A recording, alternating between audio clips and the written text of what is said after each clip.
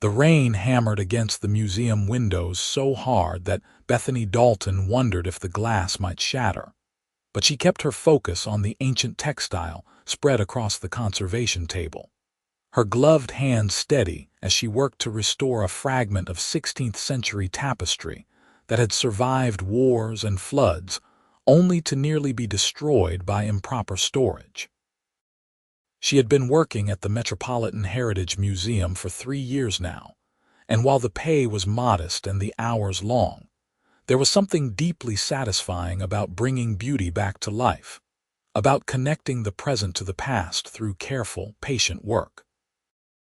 At 26, Bethany had dedicated herself to this craft, learning from master conservators and spending countless hours in the quiet restoration rooms where time seemed to move differently. The museum was hosting a major exhibition on cultural textiles from around the world, and pieces had been arriving from various countries for months. Today, a collection from the Middle East had arrived, and Bethany had been tasked with assessing several pieces that needed immediate attention before they could be displayed. She was so absorbed in her work that she didn't hear the door open behind her. "Excuse me, I was told I might find someone here who could answer questions about the Persian collection." The voice was deep, accented, and carried an authority that made Bethany look up immediately. The man standing in the doorway was tall, probably in his early 30s, with dark hair and darker eyes that seemed to take in everything about the room in a single glance. He wore an expensive suit that fit him perfectly, and there was something about the way he carried himself that suggested he was accustomed to being listened to. "I'm sorry, the exhibition doesn't open until next week," Bethany said, carefully setting down her tools. "The museum is closed for installation right now." "I'm aware," he said, stepping into the room. "I'm Benjamin Qadir. My company is one of the primary sponsors of the exhibition. I was given clearance to view the pieces before the opening." Bethany felt her cheeks warm slightly. Of course he had clearance. The Qadir name was everywhere in the museum right now, plastered on banners and mentioned in every meeting. Benjamin Qadir was the CEO of Qadir Industries, a massive conglomerate that dealt in everything from construction to luxury goods, and his personal donation had made this exhibition possible. "Of course, Mr. Qadir. I apologize," she said, standing up and pulling off her gloves. "I'm Bethany Dalton, one of the textile conservators. What would you like to know?" He moved closer to the table, his eyes falling on the piece she had been working on. "This isn't from the Persian collection. No, this is Italian 16th century. I was just finishing up before I start assessing the pieces from your region." "My region," he repeated, and there was something unreadable in his tone. "I was born in America, actually, but my family is from Iran, yes." Bethany winced internally. She had made an assumption, and he had caught it. "I apologize. I didn't mean to assume." But Benjamin waved a hand dismissively, his expression softening. "It's fine. You're not wrong exactly. I spent much of my childhood there, and the culture is very much a part of who I am." He leaned over the table, studying the tapestry she had been working on. "You do beautiful work. How long have you been a conservator?" 3 years professionally, but I've been studying it since college." "It requires patience," he observed, "and a steady hand." "And a love of history," Bethany added. "These pieces tell stories. Every thread, every dye choice, every repair someone made hundreds of years ago, they're all part of a narrative." Benjamin looked at her then, really looked at her, and Bethany felt something shift in the air between them. His eyes were intense, focused, and she found herself unable to look away. "Show me the Persian pieces," he said finally, "and tell me their stories." For the next hour, Bethany guided Benjamin through the collection that had arrived from Iran. She showed him silk carpets with intricate patterns, embroidered textiles that had once adorned the walls of wealthy homes, and delicate fabrics that had been preserved against all odds. As she spoke about each piece, explaining the techniques used and the historical context, she noticed that Benjamin listened with genuine interest, asking thoughtful questions and occasionally offering insights from his own knowledge of the culture. "My grandmother used to weave," he said at one point, his fingers hovering over a particularly intricate carpet without touching it. "Not like this, not at this level of artistry, but she knew the traditional patterns. She tried to teach me once, but I didn't have the patience for it. And now?" Bethany asked. "Now I wish I had paid more attention." There was something wistful in his voice, something that made him seem more human and less like the intimidating CEO who had first walked through the door. When they finished reviewing the collection, Benjamin thanked her formally, but as he turned to leave, he paused. "The opening gala is next Friday. Will you be there?" "I wasn't planning on it," Bethany admitted. "Those events are usually for donors and board members." "The people who make the exhibition possible should be there too," Benjamin said. "I'll make sure you receive an invitation." Before Bethany could respond, he was gone, leaving her standing alone in the conservation room with her heart beating faster than it should have been. The invitation arrived 2 days later, hand-delivered to the museum with her name written in elegant script. Bethany stared at it for a long time, torn between excitement and anxiety. She had never been to one of the museum's major galas. She didn't have the right clothes, didn't know how to navigate that world of wealth and social politics, but she wanted to go. And if she was honest with herself, it wasn't just because of the exhibition she had worked so hard on. It was because she wanted to see Benjamin Qadir again. Her best friend, Monica, took one look at the invitation and immediately declared a shopping emergency. "You're going," Monica said firmly, "and you're going to look stunning." They spent an entire Saturday searching for the perfect dress, finally finding a deep blue gown that made Bethany's fair skin glow and brought out the color of her eyes. It was more than she would normally spend on clothing, but Monica insisted it was an investment. "You never know what might happen," Monica said with a knowing look that Bethany pretended not to understand. The night of the gala, Bethany's hands shook slightly as she applied her makeup. She told herself it was just nerves about the event, about being in a room full of wealthy, important people. It had nothing to do with the possibility of seeing Benjamin again. The museum had been transformed. The usually quiet halls were filled with people in elegant evening wear. Servers circulated with champagne and hors d'oeuvres, and a string quartet played near the main staircase. Bethany felt out of place immediately, but she held her head high and made her way toward the exhibition hall where the textile collection was displayed. She was studying one of the pieces she had helped restore when she heard his voice behind her. "You came." She turned to find Benjamin standing there, looking even more imposing in a tuxedo, but when he smiled, some of that intimidating presence softened. "You invited me," Bethany said. "It would have been rude not to. I'm glad." He moved to stand beside her, looking at the tapestry. "It looks even better than it did in your workroom. Proper lighting makes all the difference." They stood in comfortable silence for a moment, and then Benjamin said, "Would you like to get some air? It's crowded in here." Bethany nodded, and he led her through the crowd and out onto one of the museum's balconies that overlooked the city. The night was cool but not cold, and the lights of the city spread out before them like scattered diamonds. "I hate these events," Benjamin admitted, leaning against the railing. "All the small talk, the politics, everyone wanting something." "Then why do you come?" "Because it's part of the job. Because my company benefits from the visibility and because some causes are worth supporting." He glanced at her.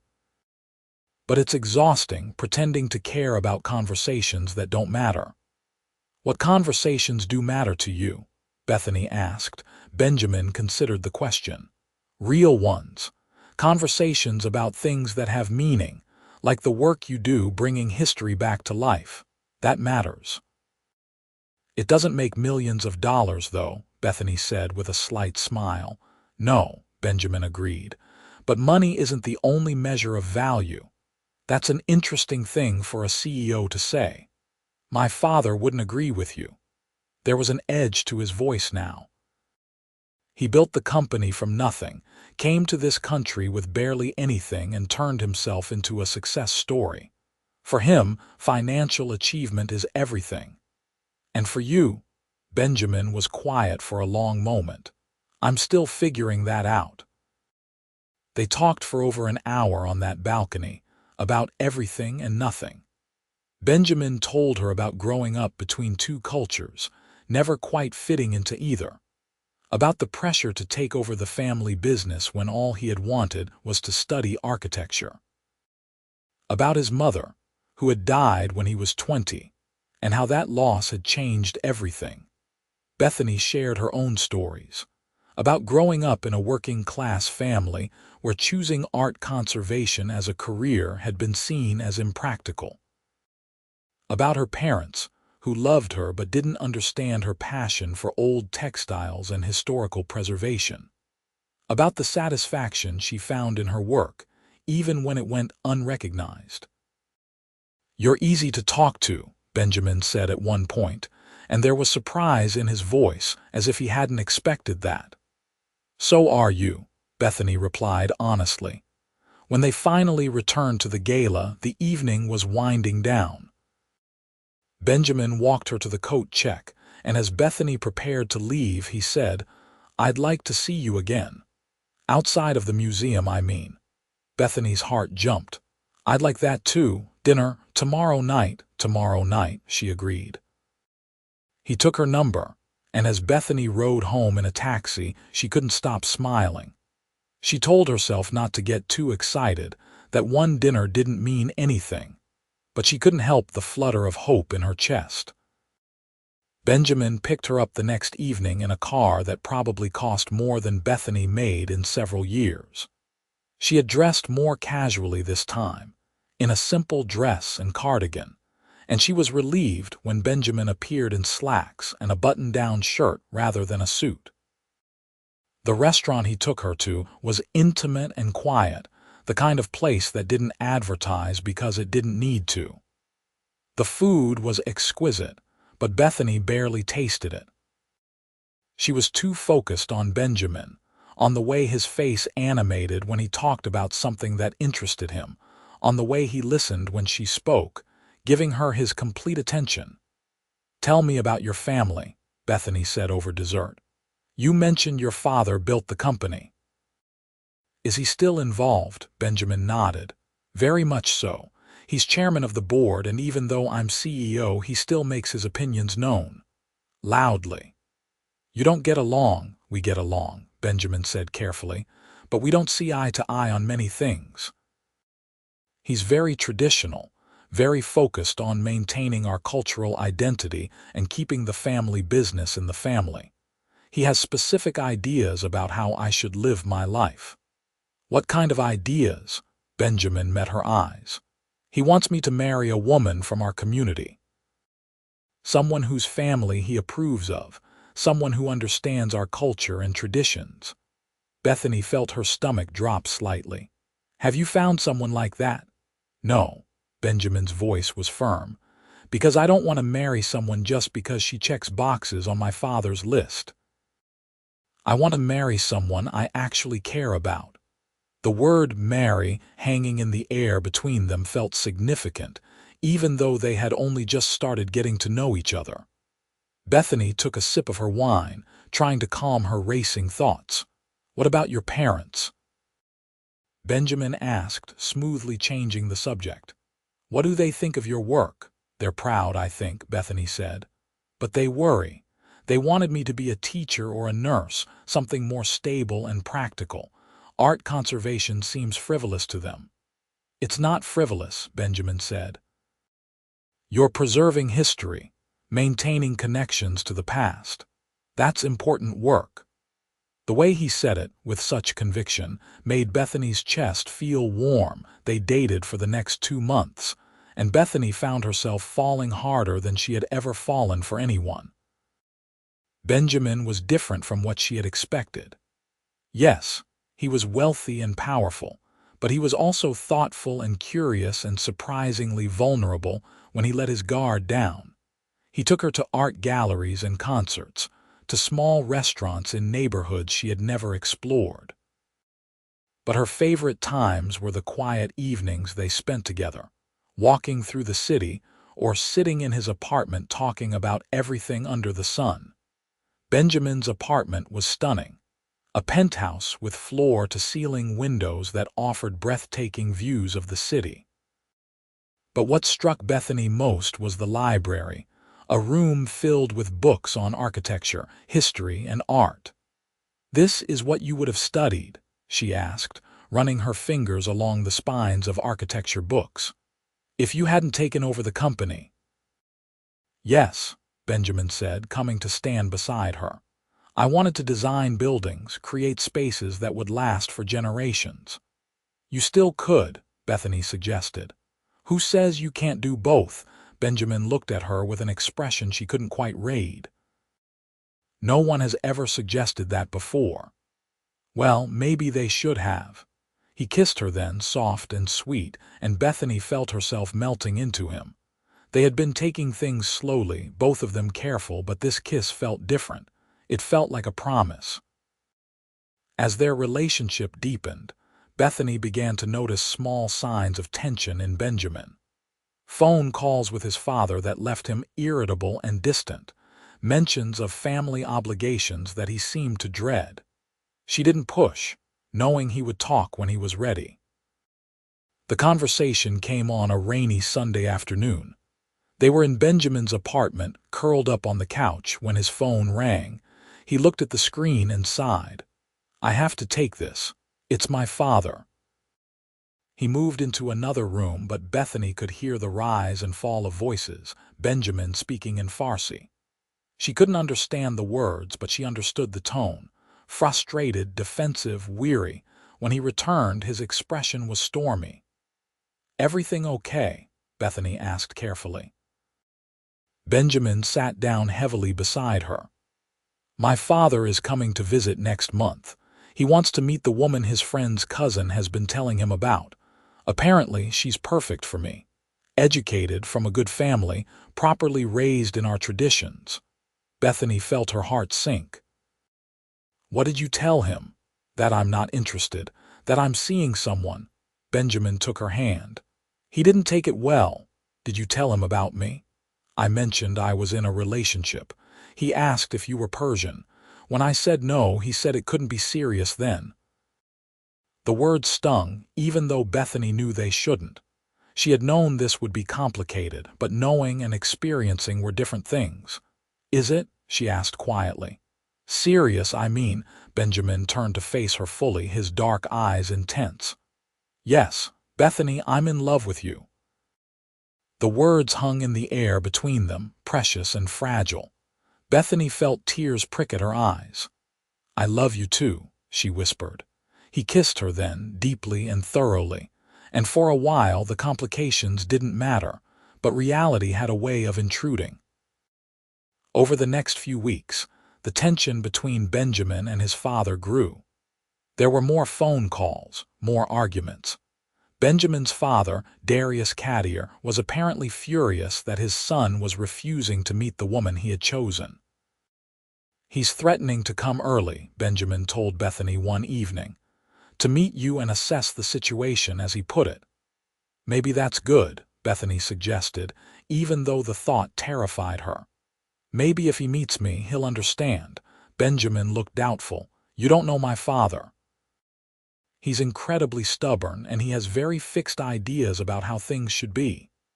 "So do you, apparently," Bethany said with a slight smile. "You get that from him, right?" Despite his worry, Benjamin laughed. "I suppose I do." Darius Qadir arrived 3 weeks later, and the meeting was arranged at Benjamin's apartment. Bethany spent hours choosing what to wear, finally settling on a conservative dress that seemed appropriate for meeting the father of the man she loved. When she arrived at the apartment, her stomach was in knots. Benjamin answered the door and pulled her into a brief, reassuring hug. "It will be fine," he murmured, though he sounded like he was trying to convince himself as much as her. Darius Qadir was an older version of his son, tall and imposing with silver streaking through his dark hair. His eyes were sharp and assessing as they took in Bethany. "Father, this is Bethany Dalton," Benjamin said formally. "Bethany, my father, Darius Qadir." "It's an honor to meet you, Mr. Qadir," Bethany said, extending her hand. Darius shook it briefly, his grip firm but not warm. "Miss Dalton." The dinner that followed was one of the most uncomfortable experiences of Bethany's life. Darius asked her questions that felt more like an interrogation. Where was she from? What did her father do? What were her career prospects? Her religious background, Bethany answered as honestly and respectfully as she could, while Benjamin grew increasingly tense beside her.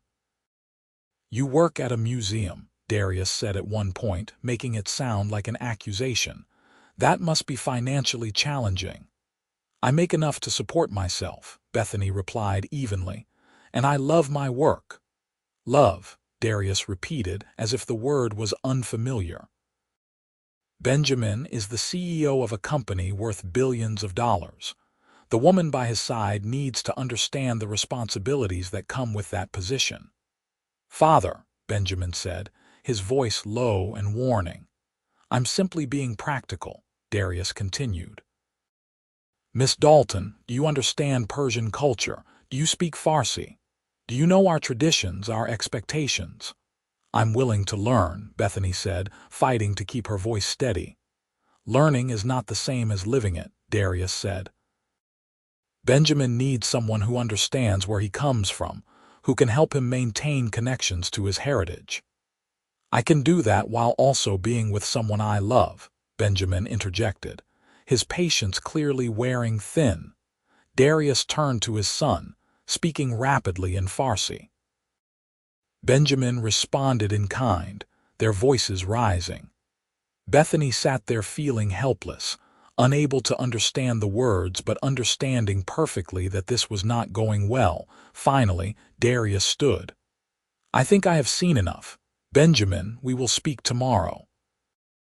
After his father left, Benjamin slumped in his chair, looking defeated. Bethany moved to sit beside him, taking his hand. "I'm sorry," he said. "That was awful." "It's okay," Bethany said, though her heart ached. "I knew it wouldn't be easy." "He's wrong about you," Benjamin said fiercely. "You're exactly what I need. You make me happier than I've ever been."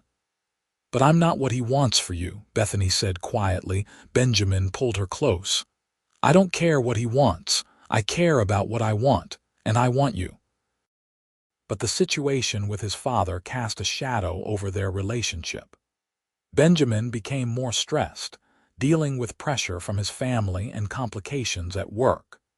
His father was using his position as chairman to make things difficult, blocking decisions and calling emergency board meetings. "He's trying to push me out," Benjamin told Bethany one night. "He says if I won't listen to him about my personal life, he can't trust my judgment in business either."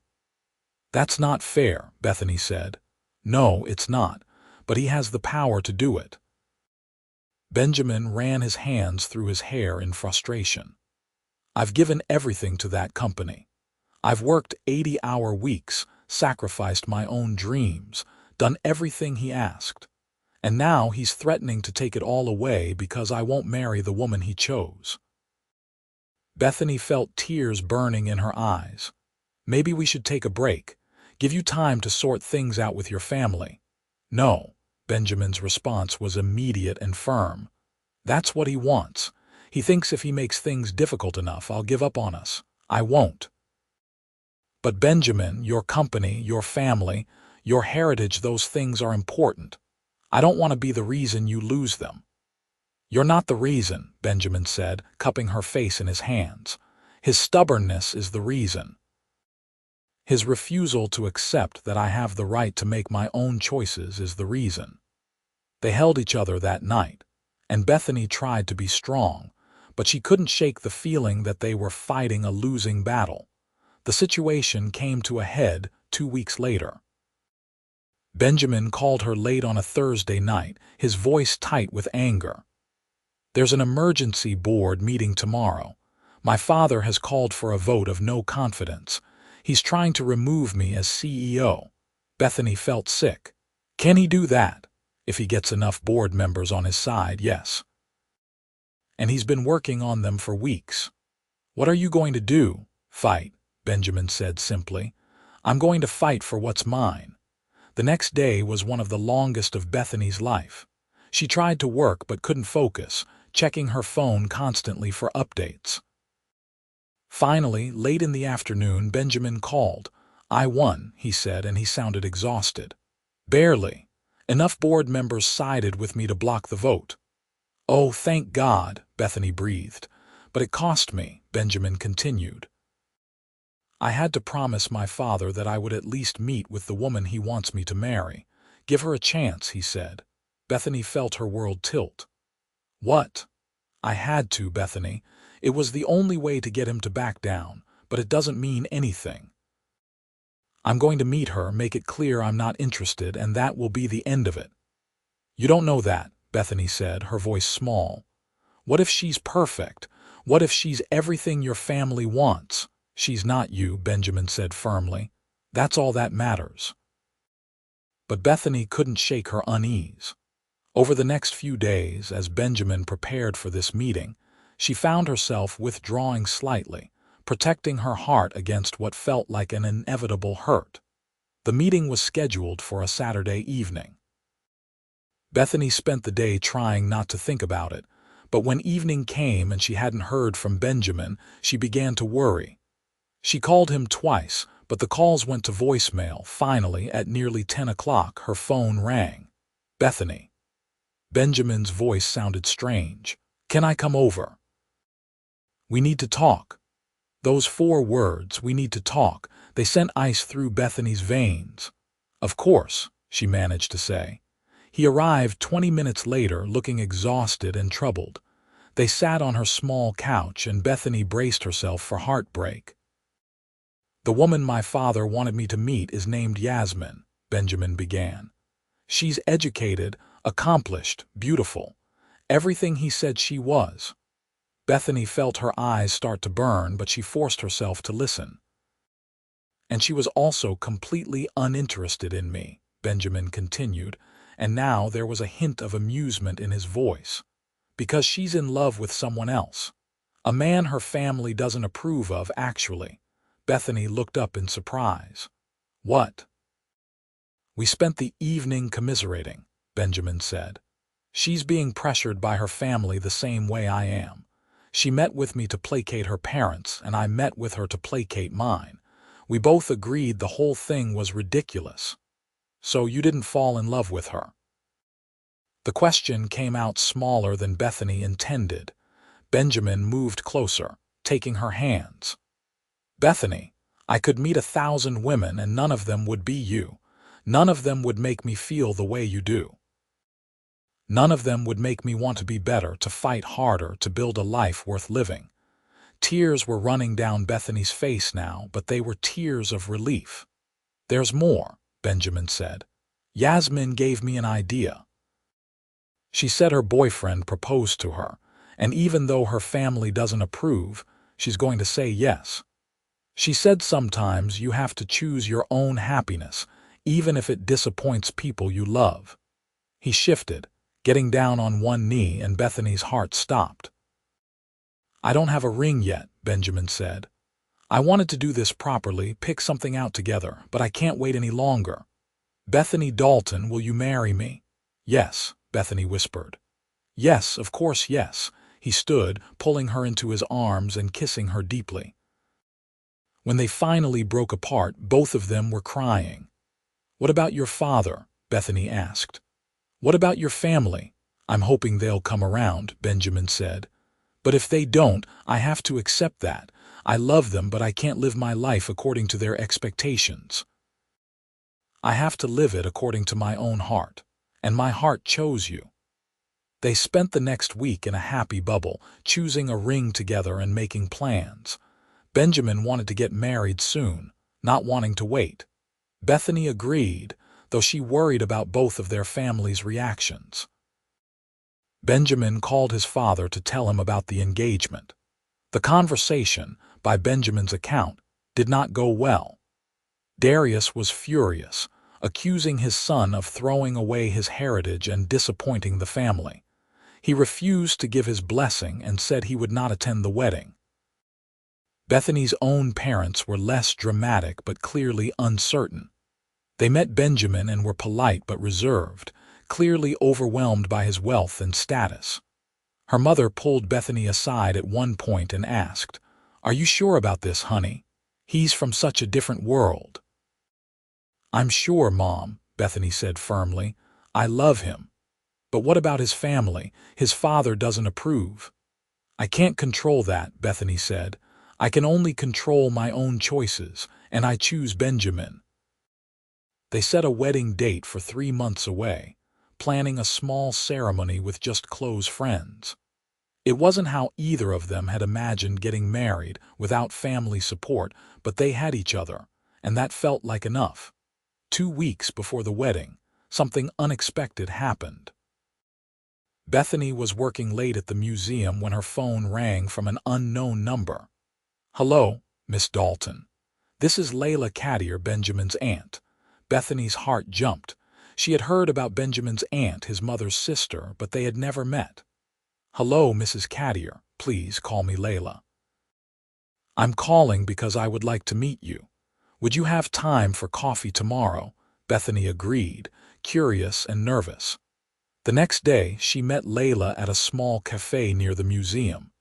Benjamin's aunt was an elegant woman in her 50s with kind eyes and a warm smile. "Thank you for meeting me," Layla said once they were settled. "I wanted to talk to you about my nephew." "Of course," Bethany said carefully. "I loved my sister very much," Layla began. "Benjamin's mother, Azita, was one of the most open-hearted people I've ever known. When she married Darius, she promised to honor his traditions, and she did. But she also made him promise that their children would be allowed to make their own choices, to live in both worlds, American and Persian." Bethany listened, fascinated. "After Azita died, Darius became more rigid," Layla continued.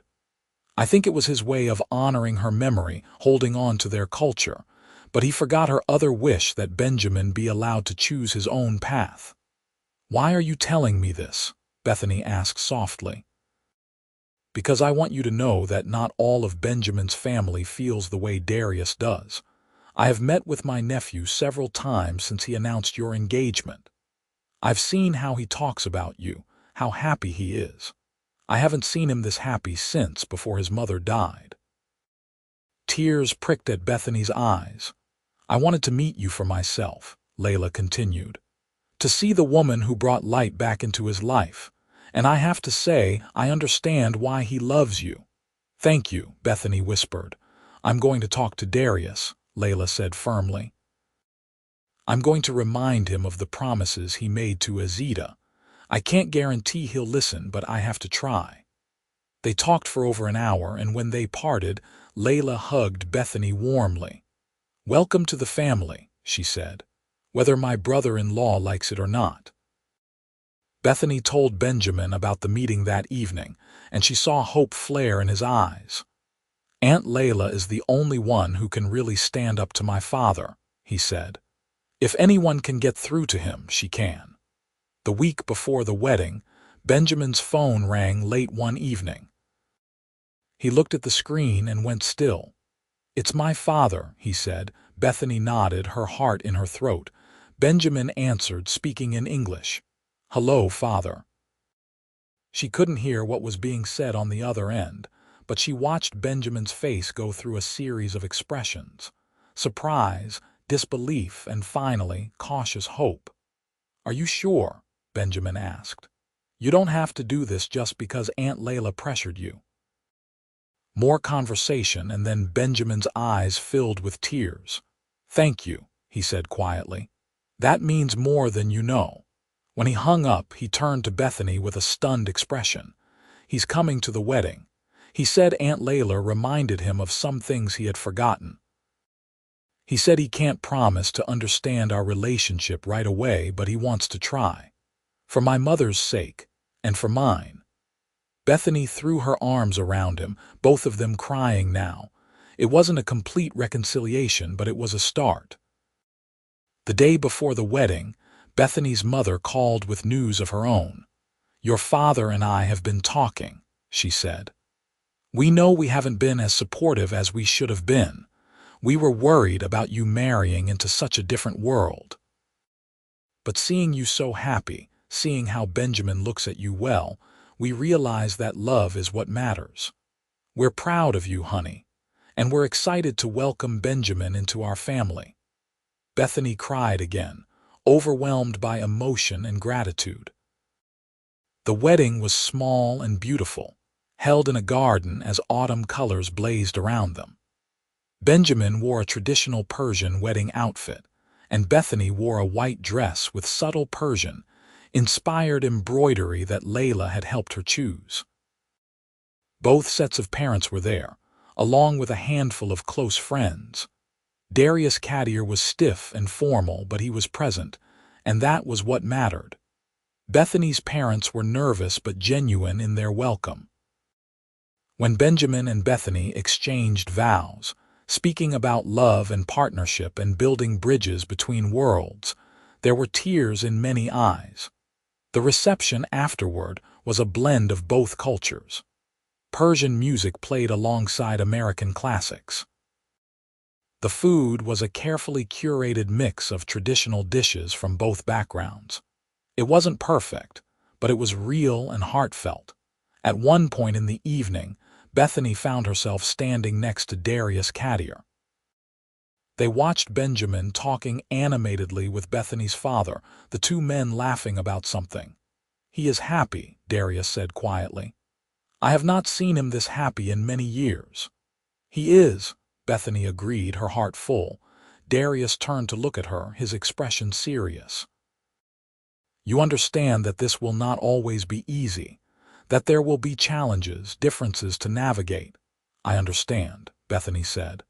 "But I love your son, Mr. Qadir, and I promise to honor both the man he is and the heritage that shaped him." Something in Darius's expression softened slightly. "My wife, Azita, would have liked you. She believed in following the heart." It wasn't a full endorsement, but it was more than Bethany had hoped for. "I wish I could have known her," Bethany said sincerely. "Perhaps in time I will tell you about her," Darius said, "so you can know where my son comes from." "I would like that very much." Later, as Bethany danced with her new husband under strings of lights, she felt a profound sense of peace. It hadn't been an easy journey, and she knew there would be challenges ahead. Blending two families, two cultures, two different worlds was never simple. But as Benjamin held her close and whispered how much he loved her, Bethany knew they would face those challenges together. They had fought for this love, and they would keep fighting to nurture and protect it. The months that followed were a period of adjustment for everyone. Darius began having dinners with Benjamin and Bethany once a month, slowly getting to know his daughter-in-law. The conversations were sometimes awkward, but they were genuine efforts at connection. Bethany made an effort to learn about Persian culture, studying Farsi and learning to cook traditional dishes with Layla's patient guidance. She attended cultural events and asked questions, wanting to understand the heritage that was so important to her husband. Benjamin, in turn, became close with Bethany's parents, helping her father with a home renovation project and joining them for their weekly Sunday dinners. He appreciated their straightforward, unpretentious approach to life, finding it refreshing after years of navigating complex social politics. A year after their wedding, Bethany organized a major exhibition at the museum focusing on the intersection of Persian and Western art. Benjamin's company sponsored it, and Darius was invited to speak at the opening, sharing stories about preserving cultural heritage while embracing new contexts. Watching Darius speak with passion about honoring tradition while adapting to change, Bethany saw Benjamin squeeze his eyes shut briefly, overcome with emotion. After the speech, father and son embraced, truly and warmly, for the first time since the wedding. "Thank you," Darius said to Bethany later that evening, "for giving my son this gift, the ability to honor both his worlds." "He gave that to himself," Bethany said. "I just walked beside him." 2 years into their marriage, Bethany discovered she was pregnant. When they shared the news with both families, the joy was universal and uninhibited. Darius actually smiled, a real, broad smile that transformed his stern face. "A grandchild," he said wonderingly. "Azita would have been so happy." Bethany's mother immediately started knitting, and Layla began planning celebrations that would honor both Persian and American traditions. The pregnancy brought everyone closer. Darius visited more often, bringing gifts and sharing stories about Benjamin's childhood. Bethany's parents spent weekends helping Benjamin prepare the nursery. The two families, once so separate, began to merge into something new and beautiful. When their daughter was born, they named her Azita Diane Qadir, honoring both Benjamin's mother and Bethany's. The baby had Benjamin's dark eyes and Bethany's fair skin, a perfect blend of both heritages. At the hospital, surrounded by both families cooing over the baby, Bethany caught Benjamin's eye. He was holding their daughter, looking down at her with such overwhelming love that it took Bethany's breath away. "We did it," she whispered to him later when it was just the three of them. "Did what?" Benjamin asked, not looking up from their daughter's face. "Built a bridge. Between our worlds, our families. We built something new." Benjamin looked up at her then, his eyes shining. "No, love. We built something eternal. We built a family." As the years passed, that truth only became more evident. Azita grew up speaking both English and Farsi, celebrating both American holidays and Persian festivals. She learned to love museum visits with her mother and architecture walks with her father. She was close to all 4 of her grandparents, absorbing stories and traditions from each. When Azita was 3, Bethany and Benjamin had a son they named Daniel Cyrus Qadir. By then, both sets of grandparents were so integrated into their lives that they took turns babysitting and attending school events. Darius, who had once been so stern and unyielding, became a soft touch with his grandchildren. He taught them Persian songs and told them stories about their heritage. But he also took them to baseball games and learned to make pancakes the way Bethany's mother did. Bethany's parents, who had once been intimidated by wealth and different cultures, became comfortable fixtures at Qadir family gatherings. Her father and Darius discovered a shared love of chess, and the 2 men could often be found locked in intense matches while the grandchildren played around them. Benjamin eventually fulfilled his dream of studying architecture, taking night classes, and eventually designing a community center that combined Persian and Western architectural elements. Qadir Industries expanded to include a division focused on cultural preservation and architectural heritage, with Benjamin at its head. Bethany continued her work at the museum, eventually becoming head of the conservation department. She published papers on cross-cultural textile traditions and became recognized as an expert in her field. But the work they were both most proud of was the family they had built. A family that honored tradition while embracing change. A family that proved love could bridge any divide. On their 10th anniversary, they renewed their vows in a ceremony attended by a much larger group than their original wedding. Friends, family, colleagues, all the people whose lives had been touched by their love story. Darius gave a speech, his English still heavily accented but his words clear and heartfelt. 10 years ago, I thought my son was making a mistake, he said. I thought he was turning his back on his heritage, on his family. I was wrong. Benjamin and Bethany did not turn their backs on anything. Instead, they opened their arms wide enough to hold everything, all of our traditions, all of our differences, all of our love. They taught this old man that family is not about where you come from. It is about where you are going and who you choose to walk with along the way. There wasn't a dry eye in the room. Later, as they slow danced to the same song that had played at their wedding, Bethany leaned her head on Benjamin's shoulder. "You remember being scared?" she asked quietly. "Back at the beginning when everything seemed so impossible." "I remember," Benjamin said, "but I also remember knowing that I would fight for us no matter what. And I remember thinking that I wasn't enough," Bethany admitted, "that I couldn't be what your family needed." "You were always enough," Benjamin said firmly, pulling back to look at her. "You were everything. You still are." Azita and Daniel ran up to them then, begging for a dance. Benjamin scooped them both up and Bethany joined them, the four of them swaying together as family and friends looked on with smiles. Years later, when Azita was preparing for her own wedding, she asked her mother about those early days. "Were you really that scared?" she asked. "It's hard to imagine with how close all the grandparents are now." Bethany thought back to those difficult months, the uncertainty and fear, the pressure and pain. And then she thought about everything that had come after, the love, the joy, the family they had built. "I was terrified," she admitted, "but your father taught me something important. He taught me that love is worth fighting for. That building bridges takes courage, but the connection you create is worth every moment of fear." "You think Grandpa Darius really approves now?" Azita asked. "Or does he just tolerate you?" Bethany laughed.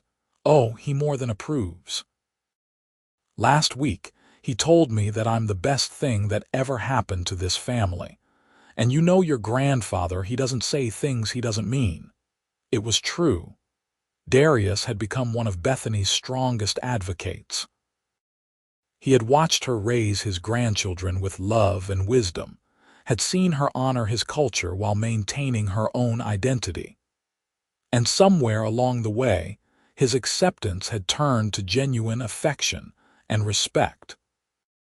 On the day of Azita's wedding, as Bethany watched her daughter marry a wonderful man from yet another cultural background, she caught Benjamin's eye across the room.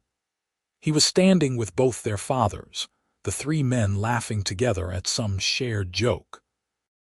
The journey from that rainy day at the museum to this moment had been long and sometimes difficult, but every challenge had been worth it. Every tear, every argument, every moment of doubt, all of it had led to this beautiful, complicated, perfect family. Benjamin came to stand beside her, slipping his hand into hers. "What are you thinking about?" he asked.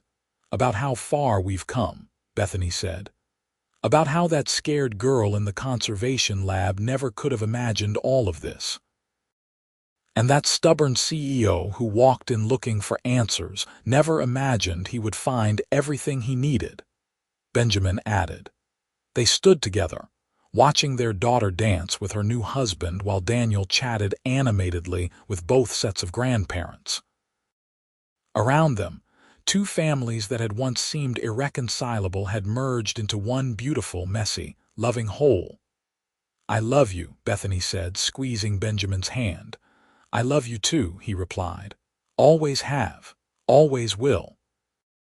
And as music filled the air and loved ones laughed around them, Bethany felt profound gratitude for the courage they had both found to fight for their love, for the families who had eventually learned to accept and celebrate their union. for the children they had raised to embrace all parts of their heritage, for the life they had built together, brick by brick, choice by choice, day by day. The years continued to unfold with their particular blend of joy and challenge. Daniel grew into a thoughtful teenager with his mother's artistic sensibility and his father's business acumen. He became fascinated with documentary filmmaking, creating projects that explored cultural identity and family heritage. For his senior year project, Daniel interviewed both his grandfathers about their experiences with immigration, tradition, and change. The resulting film was so powerful that it was selected for several student film festivals. Watching her son's work, seeing him weave together the threads of their family story with such insight and compassion, Bethany was overcome with pride. This was what they had fought for: children who could move freely between worlds, who saw cultural differences as richness rather than barriers.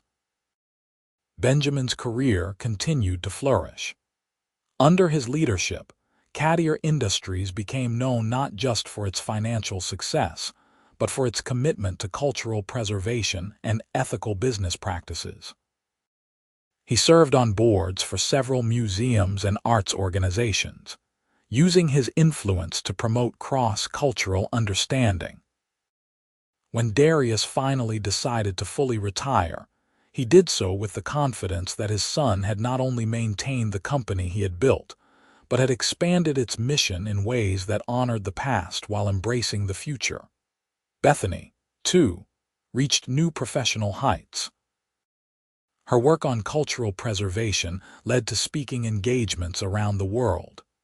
She published a book about the intersection of art, culture, and identity that became required reading in several university programs.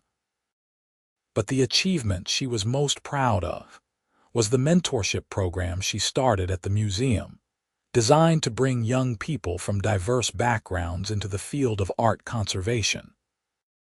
She remembered how out of place she had sometimes felt in her early career, and she was determined to make the path easier for others.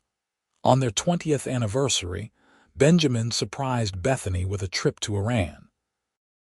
It was her first time visiting the country that had shaped so much of her husband's identity, and the experience was profound. They visited the cities where Benjamin had spent childhood summers.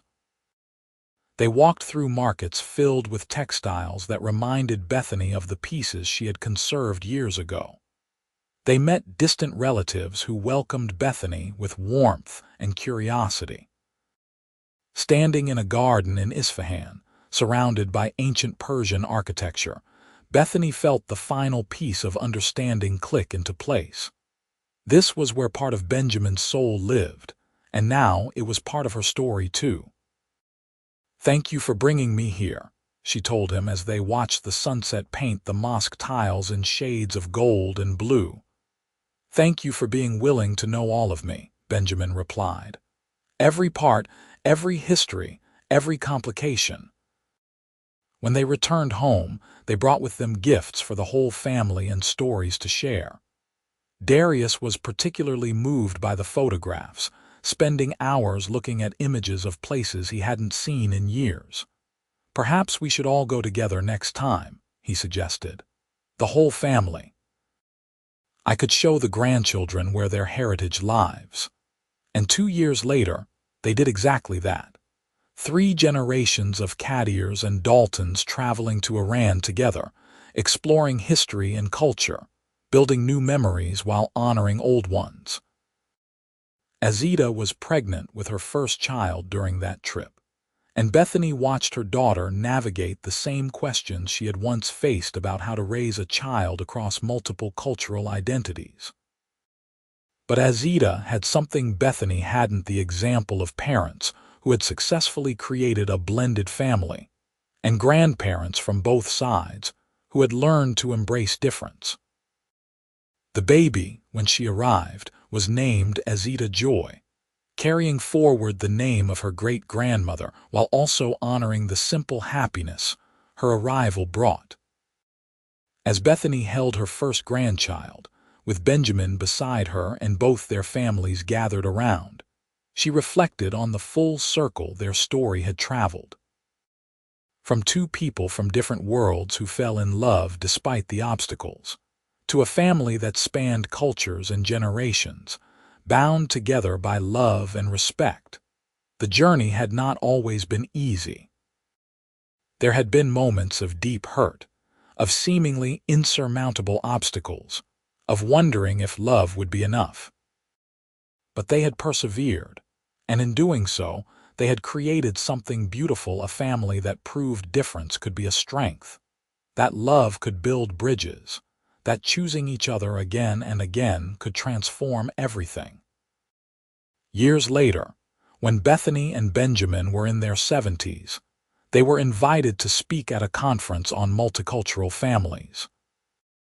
Standing together at the podium, they told their story: the initial attraction, the family opposition, the struggles and triumphs, the gradual coming together of two worlds.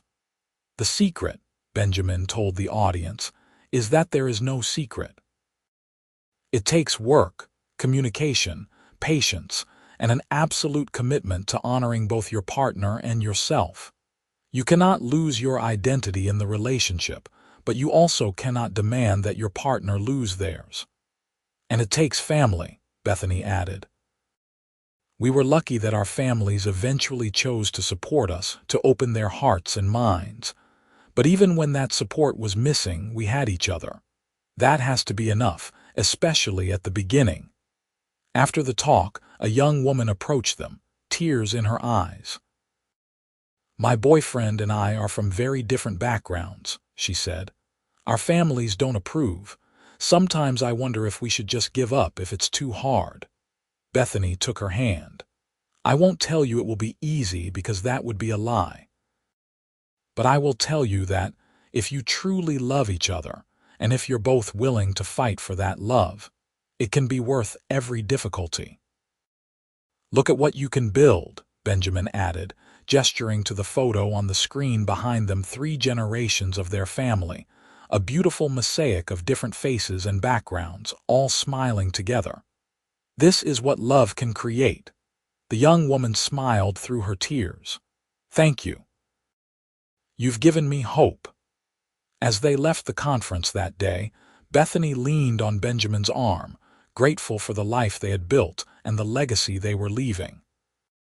Their children had grown into adults who moved confidently between cultures, who raised their own children with the same values of openness and respect. Their grandchildren were growing up in a world that was more accepting of difference, but they still carried the lessons learned from their grandparents' journey. And the love that had started it all, the connection between a museum conservator and a CEO from different worlds, remained as strong as ever.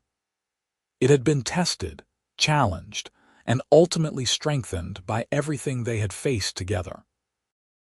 On a quiet evening years later, Bethany and Benjamin sat in their garden, watching the sun set. They were surrounded by grandchildren playing, by the sounds of family gathered for their weekly dinner, by the life they had created through courage and love. You ever regret it? Bethany asked softly. The difficulties, the conflicts with your father, everything you had to fight through. Benjamin was quiet for a moment, considering. Then he turned to her, his dark eyes still as intense as they had been that day in the museum so many decades ago. Not for a single second, he said firmly. You are the best decision I ever made. This family is the best thing I ever built. Every challenge was worth it for this. Bethany smiled, leaning her head on his shoulder.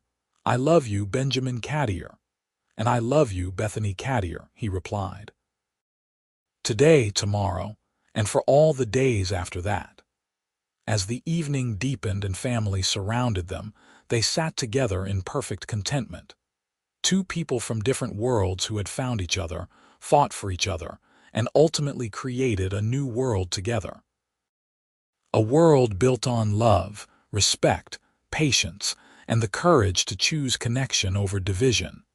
Their story had never been about one culture winning over another, or about anyone having to give up who they were. It had been about expansion, about growing large enough to hold multiple truths, about building bridges strong enough to support generations. And as the grandchildren's laughter filled the air and family members chatted in both English and Farsi, switching easily between languages and cultures, Bethany knew that this was the happy ending she had always dreamed of. Not because it was perfect or without struggle, but because it was real, earned, and overflowing with love. The CEO from a different culture had fallen for her, and she had fallen just as hard for him. Their families, after time and patience and the undeniable evidence of their love, had blessed them. And from that blessing had grown something neither of them could have imagined on that rainy day in the museum, a family that spanned worlds, a love that bridged differences, and a legacy of choosing connection over fear. It was, in every sense that mattered, a happily ever after.